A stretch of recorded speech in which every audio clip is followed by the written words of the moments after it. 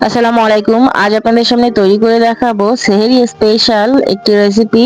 যখন একঘেয়েমি রান্না খেতে খেতে আর ভালো লাগে না, তখন কিন্তু একটু ভিন্ন স্বাদে রান্না করলে সেহরিতে খুব মজা করেই কিছু খাওয়া যায়। এর জন্যই আজ আমি আপনাদের একটু ডিফারেন্ট একটি রান্না নিয়ে চলে এসেছি। এর জন্য কিন্তু খুব বেশি সময়ের প্রয়োজন হবে না, জাস্ট 15 থেকে 20 মিনিটের মতোই আপনারা রান্নাটা করে নিতে পারবেন। আর আপনারা কিন্তু পেট ভরে সেহরিতে ভাত খেতে পারবেন ইনশাআল্লাহ। আশা করি আপনাদের কাছে ভালো লাগবে। ভালো লাগলে অবশ্যই লাইক করে ভিডিওটি কন্টিনিউ করবেন এবং সম্পূর্ণ ভিডিওটি দেখে একটা কমেন্ট করে যাবেন। এর জন্য দেখুন আমি এখানে কিছু ছোলার ডাল বা বুটের ডাল ওভারনাইট ভিজিয়ে রেখেছিলাম। সারা রাত ভিজিয়ে রাখলে এটা কিন্তু খুব দ্রুত রান্না হয়ে যাবে।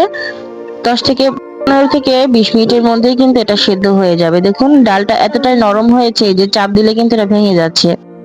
অবশ্যই এটা ওভারনাইট রাখবেন, ভিজিয়ে রাখবেন, এতে করে ডালটা খুব সহজেই নরম হয়ে যাবে, খুব দ্রুত সেদ্ধ হয়ে যাবে। এর পাশে দেখুন আমি এখানে রেখেছি হাড় চিকেনের যে চামড়া, পাখনা, পা, গিলা, কলিজা, ডিমের দেখুন যে দলাটা থাকে ওগুলিও আমি নিয়ে নিয়েছি, যে থলি ভরা যে ডিমটা থাকে এগুলো দিয়েই আমি আজকে আপনাদের রান্নাটা করে দেখাবো।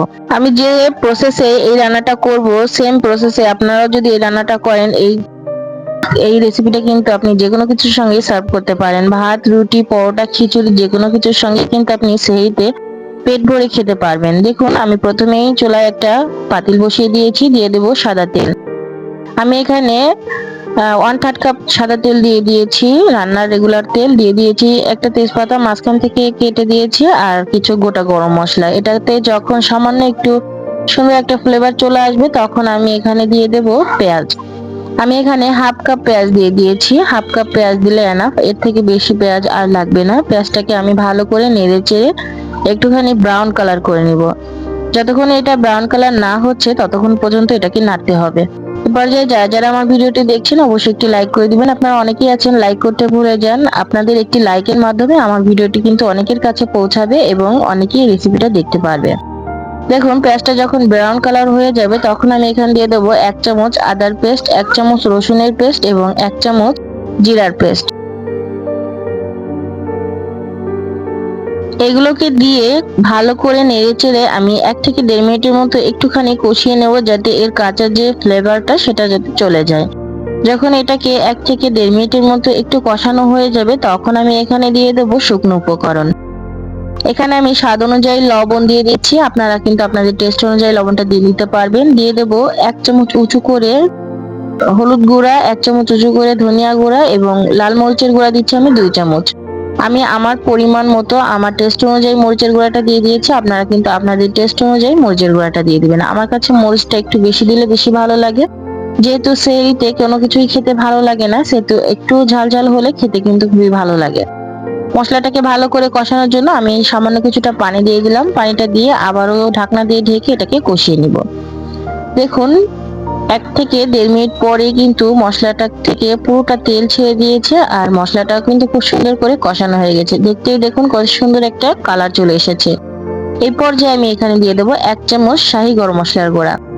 শাহি গরম মশলার গুঁড়াটা ঠিক এই পর্যায়ে দিবেন, এতে করে কিন্তু মশলার ভিতরে খুব স্ট্রং একটা ফ্লেভার পাবেন, খেতে কিন্তু খুবই ভালো লাগবে।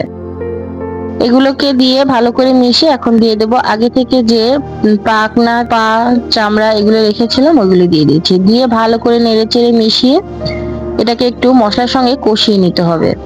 অবশ্যই ঢাকনা দিয়ে মশলার সঙ্গে এটাকে কষিয়ে নেবেন। আমি এখানে 5 থেকে 7 মিনিটের মতো মশলার সঙ্গে চামড়া এবং পাখনাগুলোকে ভালো করে একটু কষিয়ে নিচ্ছি।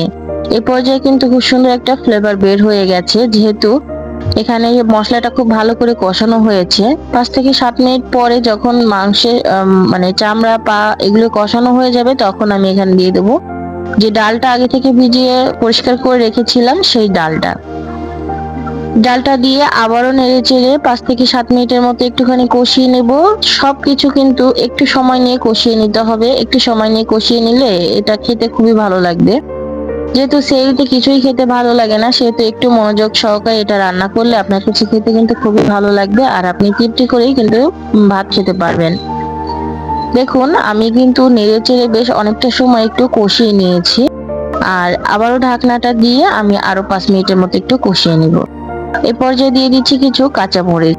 শুকনা মরিচের সঙ্গে কাঁচা মরিচের তরকারিটা খেতে কিন্তু খুবই ভালো লাগে। আপনারা দুইটা মরিচ একসঙ্গে মিক্স করে একটু রান্না করে দেখবেন, খেতে কিন্তু আলহামদুলিল্লাহ অনেক বেশি মজার আর খুব সুন্দর একটা ফ্লেভার বের হয়। আপনারা যারা পছন্দ করেন না তারা কিন্তু কাঁচামরিচটা এখানে স্কিপ করতে পারেন। এখন দেখুন সুন্দর করে সবকিছু কিন্তু আমার কষানো হয়ে গেছে। এই পর্যায়ে আমি এখানে দিয়ে দেবো পানি। আমি কিন্তু এখানে গরম পানিটা ব্যবহার করব, অবশ্যই গরম পানিটা ব্যবহার করবেন, কারণ গরম পানি দিলে এই রান্নার টেস্টটা কিন্তু দ্বিগুণ গুণে বেড়ে যাবে আর খুব দ্রুত আপনার এখানে, যেহেতু এখানে হাড় চিকেনের আমি চামড়া পা পাখনা নিয়েছিলাম, এর জন্য কিন্তু এটা খুব দ্রুতই সেদ্ধ হবে। আর যদি আপনি ঠান্ডা পানি ব্যবহার করেন সেক্ষেত্রে টেস্টটাও ভালো আসবে না, আর এটা খুব দেরি হবে সেদ্ধ হতে, খুবই সময় লাগবে, অনেকটা বেশি সময় প্রয়োজন মনে হবে। এই পর্যায়ে ঢাকনা দিয়ে ঢেকে আমি এটাকে রান্না করব প্রায় 15 থেকে 20 মিনিটের মতো। 15 থেকে 20 মিনিট পরে দেখুন ফিরে এসেছি, আর এই পর্যায়ে কিন্তু আমার ডাল এবং চামড়াগুলি খুব সুন্দর করে সেদ্ধ হয়ে গেছে। আর এই ডালটা ঠিক এমন ভাবে সেদ্ধ করতে হবে, এটা গোটা ভাবে থাকবে কিন্তু চাপ দিলে এটা গলে যাবে, ঠিক এইভাবে থাকতে হবে। দেখুন আমি আপনাদের দেখিয়ে দিচ্ছি, এইভাবে যদি আপনাদের ডালটা রান্না করা হয় তাহলে কিন্তু পারফেক্ট মতো হবে। দেখুন প্রত্যেকটা ডালই কিন্তু আমার আস্তই গোটাই আছে, জাস্ট চাপ দিলে কিন্তু ভেঙে যাচ্ছে। ঠিক এইভাবে ডালটাকে সেদ্ধ করে নিতে হবে। খুব বেশি সেদ্ধ হয়ে গেলে কিন্তু এটা একদম ঘেটে যাবে, তরকারিটা দেখতেও ভালো লাগবে না, আর যে জিনিস দেখতে ভালো লাগে না সেই জিনিস খেতেও কিন্তু খুব বেশি ভালো লাগে না। এখন আমি এখানে দিয়ে দেবো স্বাদ ফ্লেভারের জন্য কিছু কাঁচামরিচ। এখানে কিন্তু আস্ত কাঁচামরিচটা দিয়ে দিয়েছি।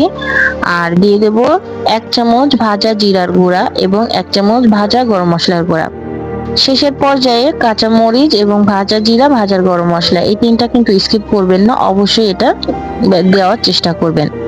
আর আমি কিন্তু এখানে হাড় চিকেন দিয়ে রান্নাটা করে দেখিয়েছি। আপনারা যদি চান তাহলে কিন্তু এখানে ব্রয়লারের যে চামড়া সেটা দিয়েও রান্না করতে পারেন। সেক্ষেত্রে আপনারা ডালটা অবশ্যই আগে থেকে সেদ্ধ করে রাখবেন, সেদ্ধ করে পরবর্তীতে সেদ্ধ ডালটা এখানে দিয়ে দিবেন। দেখুন আমার কিন্তু রান্নাটা হয়ে গেছে, আশা করি সবার কাছে ভালো লেগেছে। ভালো লাগলে অবশ্যই লাইক করে আমার চ্যানেলের সঙ্গেই থাকবেন। আসসালামু আলাইকুম।